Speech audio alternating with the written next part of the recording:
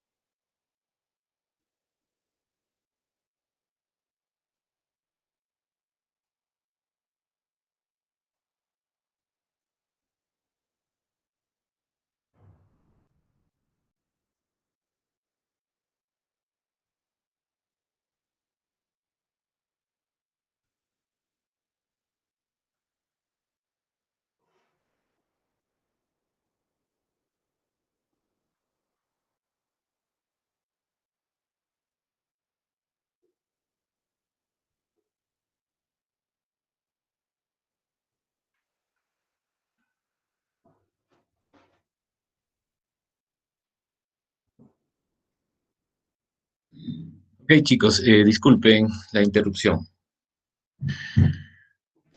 Sí me escuchan, ¿verdad? Sí, doctor. Ok. Bueno, entonces, podemos palpar cualquier arteria, perdón, si queremos evaluar el pulso. Y bueno, he considerado conveniente poner esta lista de la derecha Y creo que los dos extremos son importantes.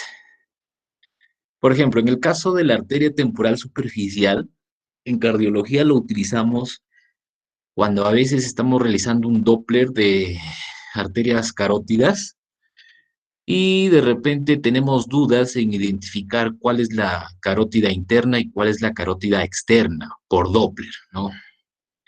Nosotros hacemos Doppler de carótidas para identificar o para evidenciar si hay presencia de placas ateroscleróticas, no placas de colesterol estables o inestables que puedan generar riesgo de ruptura y por tanto un SB isquémico. Entonces, en algunos casos, las arterias carótidas, interna o externa, pueden ser un poco difíciles de identificar cuál es cuál. Entonces, nosotros, por ejemplo, ubicamos la temporal superficial y la percutimos. La percutimos. Al momento de hacer la percusión, si realmente es la temporal superficial, nosotros vamos a tener en esta imagen que ustedes ven aquí, con la manito hacia abajo, vamos a tener eh, el registro de esa percusión como pequeñas ondas entre sístole y sístole, ¿no? Este es un latido, este es otro latido, y entre latido y latido vamos a tener pequeñas ondas que reflejan la percusión que nosotros estamos realizando en la temporal superficial y que nos indicarían que sí es la temporal superficial, ¿no? Esa es, por ejemplo, la utilidad de palpar la temporal superficial. Otra utilidad es en la enfermedad de Takayasu, ¿no? La enfermedad de Takayasu es una enfermedad, una vasculitis de arterias grandes. También es importante la palpación de la temporal superficial. Muchas veces está subocluida o no tiene un pulso adecuado y podemos sospechar que están presentando esta enfermedad, ¿no? Y el otro extremo, la arteria pedia. Muchas veces, por ejemplo, si ustedes tienen un paciente que tiene dolor de miembros inferiores y que de repente ustedes sospechan que puede tener enfermedad arterial periférica, simplemente con palpar la arteria pedia podrían descartarlo o inferir que sí hay presencia de enfermedad arterial periférica, ¿no? Muy aparte del índice tobillo-brazo, pues que se debería de hacer, ¿no? Entonces, nosotros palpamos la arteria pedia, si sentimos un buen pulso, con una adecuada intensidad, creo que estaría descartada la presencia de enfermedad arterial periférica. Sin embargo, si es imperceptible, es un pulso filiforme, muy débil, podríamos considerar que sí está teniendo enfermedad arterial periférica. Muy bien. Características del pulso, las he considerado estas, ¿no? Hay varias descripciones y algunos consideran características adicionales. Sin embargo, he visto más didáctico esto, ¿no? Entonces, debemos de evaluar la frecuencia, una frecuencia por debajo de 60, igual que la frecuencia cardíaca, una frecuencia de pulso por debajo de 60 es una bradisfignia, mayor de 100, taquisfignia, y también puede haber ausencia de pulso, ¿no? En el caso de una trombosis arterial, por ejemplo, o en el caso de una enfermedad arterial periférica muy avanzada, ¿no? Hay pacientes con enfermedad arterial periférica, sobre todo los pacientes diabéticos, donde el pulso de la arteria pedia, por ejemplo, no se palpa, ¿no? En los pacientes con enfermedad de Takayasu, algunas de las arterias tampoco van a ser palpables, entonces van a tener una ausencia de pulso. En cuanto al ritmo, también lo podemos clasificar igual que el latido cardíaco, el ritmo regular, irregular o bigeminado. Se supone que en un ritmo sinusal, por ejemplo, el ritmo del pulso también tiene que ser regular. Pero si yo tengo una fibrilación auricular, por ejemplo, mi ritmo de pulso va a ser irregular. Si tengo una taquicardia atrial multifocal, va a ser irregular. Si tengo un flúter atrial con conducción AV variable, el pulso también será irregular. Y bigeminado es cuando tenemos extrasístoles. Y acá quiero preguntar a los grupos que han rotado conmigo y al grupo actual, ¿qué tipo de extrasístole Si es supraventricular o ventricular, la que generaría un ritmo bigeminado, o ambas. 10 segundos. Extrasístole ventricular. Ok. Sí, de hecho que las extrasístoles ventriculares eh, van a generar con más intensidad los ritmos de pulso bigeminados. Sin embargo, las extrasístoles supraventriculares, que no son bloqueadas por el nodo AB, también van a generar un ritmo ventricular, ¿no? Una contracción ventricular y también lo van a generar, ¿no? Entonces, ya sea bigeminismo ventricular o supraventricular, podrían generar un pulso bigeminado, ¿no?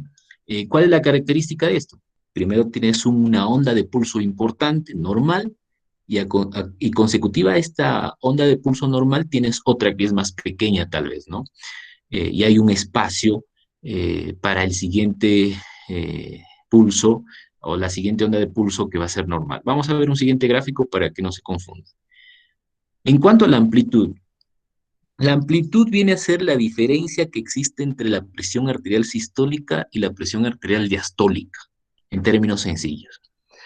Entonces podemos tener un pulso de amplitud alta o fuerte que le llaman, o un pulso con amplitud baja o débil. No, esto va a depender de la diferencial de presión. Si yo tengo una presión diastólica baja respecto a una presión diastólica normal, pues mi diferencial de presión va a ser alta y por tanto mi amplitud también va a ser alta. Por ejemplo, ¿en qué caso? Si ustedes ya han estado leyendo de repente, por ejemplo, en la insuficiencia aórtica,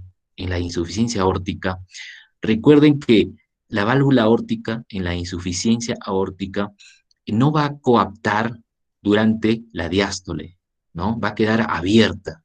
Por tanto, la cantidad de sangre que está queriendo regresar hacia el ventrículo izquierdo, pues lo va a hacer de mayor cantidad y por tanto la cantidad de sangre en la diástole a nivel de la aorta va a ser muy poca. Por tanto, la presión arterial en diástole también disminuye. Entonces, al disminuir la presión arterial diastólica, la diferencial de presión aumenta y la amplitud del pulso aumenta. Entonces, un pulso con una amplitud alta o fuerte que le llaman también, se encuentra en la insuficiencia aórtica, que es como un robo de flujo sanguíneo, y también en el conducto arterioso persistente también tenemos un pulso con amplitud alta, ¿no?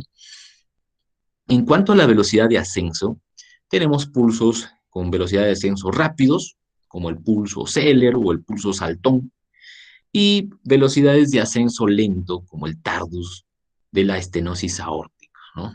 El dicrotismo. Los pulsos realmente son dicróticos, ¿no? Pero no se perciben, y suerte realmente con quien podría percibirlo, pero sí se describe, ¿no? Dicrotismo quiere decir que hay dos ondas, una onda principal más intensa, seguida de una onda de menor intensidad, pero ambas deberían de presentarse en la sístole, ¿no? En la sístole. Si es que lo percibimos, colocaremos que está presente y si no, ausente. Respecto a la tensión, esto ya sería, por decirlo así, la medición de la presión arterial. Pero si nosotros queremos hacerlo palpándola, significaría que es la presión suficiente que nosotros llegamos a hacer sobre una arteria para ocluirla, ¿no? Y la simetría, si es que el pulso es simétrico o es asimétrico. ¿En qué casos es importante esta evaluación de la simetría? En la enfermedad de Takayasu, por ejemplo, como ya les mencioné anteriormente, en los pacientes con coartación de aorta, los pacientes con coartación de aorta van a tener un pulso más intenso en el lado derecho y un pulso de menor intensidad del lado izquierdo. Eh, ¿En quiénes más? En los pacientes con disección aórtica, los pacientes que tienen una disección de aorta ascendente, que de repente compromete las arterias subclavias, por ejemplo, van a tener asimetría, van a tener asimetría. la arteria subclavia que llega a ser comprometida va a generar un pulso de menor intensidad, por ejemplo, ¿no? Va a generar simetría. Bueno, esto es lo que ya comentamos igual. Aquí están las gráficas para que nosotros podamos eh, al menos saber cómo se representan los tipos de pulso, ¿no? Entonces, un pulso amplio de amplitud importante o magnus que le llaman, por ejemplo, en la insuficiencia aórtica o en el conducto arterioso persistente principalmente, ¿no? Y un pulso de amplitud pequeña o el pulso parvus en aquellos pacientes con estenosis aórtica, pacientes con hipotensión arterial o en aquellos pacientes que tienen un derrame pericárdico importante, ¿no? Que van a generar pues una contracción ventricular que es insuficiente para generar una onda de pulso, ¿no? También podemos tener pues otras características o otros tipos de pulsos como el filiforme, que son en aquellos pacientes de repente que están con una sepsis severa, por ejemplo, con hipotensión sostenida, pacientes con una insuficiencia aórtica que ya es de repente de grado moderado a severo, también van a tener un pulso filiforme. Y en la parte inferior también podemos ver otro tipo de tipos de pulso, ¿no? El pulso alternante o pulso de Traube. Esto generalmente lo encontramos en los pacientes con insuficiencia cardíaca avanzada, ¿no? En plena falla cardíaca descompensada. Vamos a evaluar a un paciente de repente que tiene un pulso, una onda de pulso donde percibimos que en un inicio puede ser intensa y luego sigue una onda de pulso que es más suave, ¿no? No tan intensa. El pulso bigeminado, ya lo mencionamos, en extrasístoles ventriculares y supraventriculares. El, el pulso saltón o en martillo de agua que le llaman, ¿no? Lo encontramos también en la insuficiencia aórtica, por ejemplo. Y acá tenemos el pulso paradójico al final, ¿no? El pulso paradójico. El pulso paradójico es una exageración de la normalidad que debería de presentarse. Normalmente en inspiración, la presión de pulso debería disminuir máximo, teóricamente dicen, entre 8 a 10 milímetros de mercurio. Pero cuando en inspiración desciende mayor a 10 milímetros de mercurio, estaríamos ante un pulso paradojal. El pulso paradojal es algo que deberíamos de recordar siempre que se va a presentar, por ejemplo, en el taponamiento cardíaco, ¿no? Pero toda situación que pueda generar presión intratorácica, aumento de la presión intratorácica, puede llegar a generar un pulso paradojal o un pulso de Kussmaul. Por ejemplo, pacientes con embolia pulmonar, pacientes con una crisis de asma severa, pacientes con enfermedad pulmonar avanzada, pacientes que de repente no están en pleno taponamiento cardíaco, pero ya están con un derrame pericárdico importante. ¿Ya? Entonces, todo lo que genere aumento de la presión intratorácica puede llegar a generar un pulso paradojal, que es una exageración de lo que normalmente ocurre, ¿no? Eso es también algo que ya lo estamos mencionando, ¿no? Eh, el pulso alternante, donde hay una onda de pulso prominente y otra que no es tan prominente, de menor amplitud, en pacientes con insuficiencia cardíaca, y de hecho que en pacientes que tienen frecuencias cardíacas más bajas es de mejor manera encontrarlo, ¿no? El pulso bisferens, los pulsos bisferens son aquellos pulsos que se presentan principalmente en la miocardiopatía hipertrófica. Lo que pasa es que la miocardiopatía hipertrófica se comporta casi como una estenosis aórtica, ¿no? Entonces, en este momento, en este caso, cuando existe una miocardiopatía hipertrófica, el flujo de sangre durante la fase de eyección tiene dos picos. Un pico que es bastante importante, prominente, y un segundo pico que es producto de que el septum interventricular empieza a ocluir el tracto de salida del ventrículo izquierdo. Entonces, en un momento, la onda de pulso es muy prominente. Luego, el septum interventricular quiere obstruir el tracto de salida. Entonces baja la amplitud de pulso, pero al final de la sístole nuevamente el septum interventricular se empieza a abrir y genera otra onda de pulso más pequeña. Es de esa manera que se produce el pulso bisferens y ambos se producen durante la sístole, ¿ya? El pulso bigeminado, ya lo vimos, el pulso saltón, ¿no? En aquellos pacientes, sobre todo con procesos de hipertiroidismos o pacientes con insuficiencia cardíaca secundaria a anemia, por ejemplo, en aquellos pacientes que ya son muy ancianos y tienen una rigidez en las arterias periféricas, ¿no?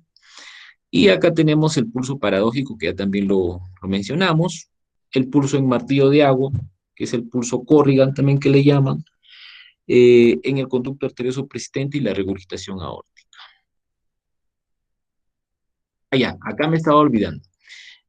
Algo que se podría confundir en cuanto al pulso bisferens, porque tiene dos ondas consecutivas, es el pulso dicroto. La diferencia es que el pulso dicroto no se produce las dos ondas durante la sístole. La segunda onda se produce al inicio de la diástole. Lo encontramos en el taponamiento cardíaco y en pacientes con falla cardíaca avanzada. Entonces, en resumen, y esta es la última diapositiva, eso es lo que ustedes se tienen que llevar, ¿no? Porque esto es clásico de todas las preguntas que a veces vienen en cualquier tipo de examen, ¿no? El pulso parvus tardus, ¿qué quiere decir? Que es un pulso de baja amplitud y de ascenso lento. ¿En quién lo encontramos? En la estenosis aórtica, porque está obstruyendo la salida, la fase de eyección sobre todo, ¿no? El pulso filiforme, lógicamente en un paciente que está hipotenso, que está chocado. El pulso Zeller en la insuficiencia aórtica y en el ducto arterioso persistente, como lo mencionamos anteriormente. El bisferens, que tiene dos picos durante la sístole, en la miocardiopatía hipertrófica y también en la doble lesión aórtica. O sea, pacientes que tienen insuficiencia aórtica más estenosis aórtica. El pulso alternante, donde hay una onda de mayor prominencia y luego otra onda de menor prominencia en la falla cardíaca avanzada.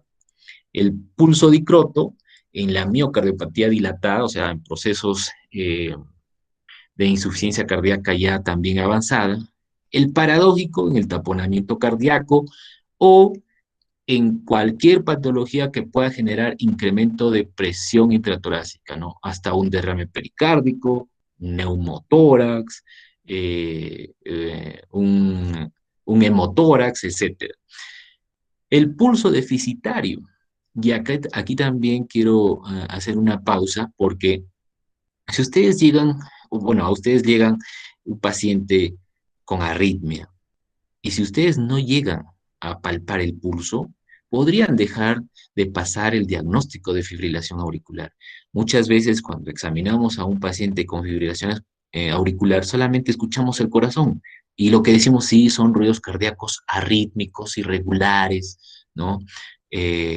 Pero si yo digo ruidos cardíacos arrítmicos irregulares, mis opciones diagnósticas serán fibrilación auricular, taquicardia atrial multifocal, flúter auricular con conducción AV variable. Entonces tengo tres opciones.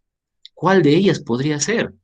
Entonces lo que yo tengo que hacer es evaluar el pulso, la frecuencia de pulso. Si existe una deficiencia de pulso periférico respecto a la frecuencia cardíaca, diremos que hay fibrilación auricular. Y esto quiero que como lo dejo como tarea para que me digan cuánto debería de considerarse eh, la diferencia entre la frecuencia cardíaca y la frecuencia de pulso para considerar pulso deficitario. 5, 10, 20. Eso lo dejo para que lo averigüen. El pulso bigeminado, que ya lo mencionamos, y bueno, acá lo que tenemos que recordar es esto, ¿no?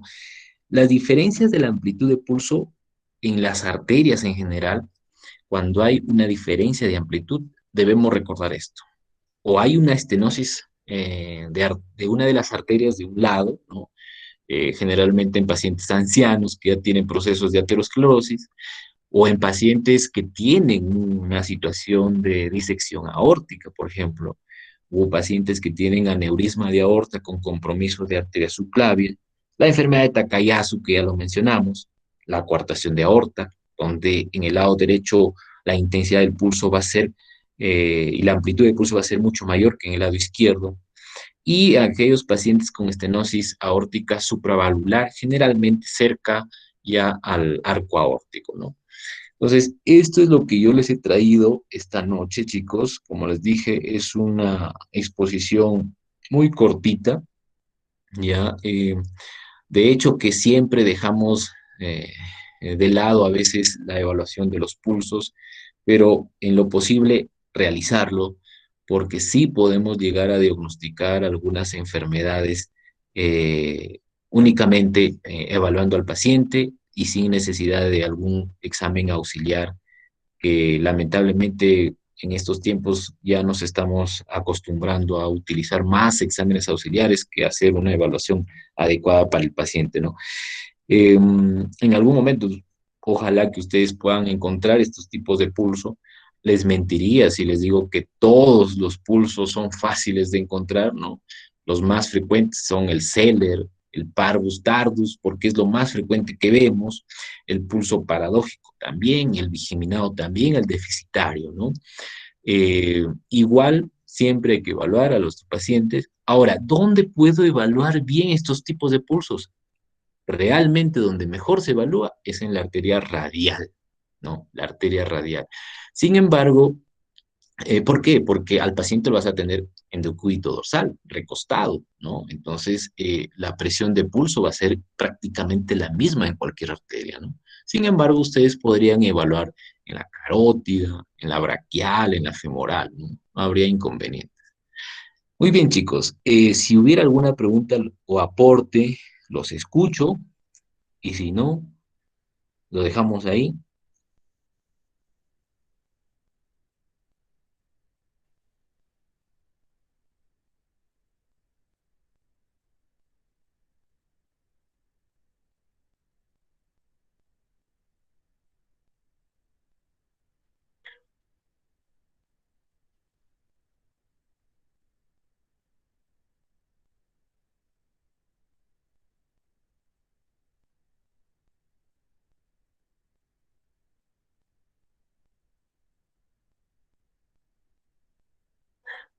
Ok, chicos. Bueno, espero que haya sido eh, de su agrado esta pequeña charla. Ojalá que se haya logrado obtener algo de conocimiento. Como les dije, es una charla pequeñita nada más, alteraciones del pulso, pero que ustedes tienen que ponerlo en práctica. Muy bien, entonces de acá nos encontramos con ustedes el día del seminario de electrocardiografía. Ojalá que se puedan poner en contacto el grupo que les toca realizar este seminario para al menos darle alguna sugerencia si es que la hubiera. Que tengan buenas noches, cuídense y Muchas gracias, doctor. voten Gracias, doctor. y Gracias, suerte en doctor. las elecciones. Gracias, Gracias, doctor.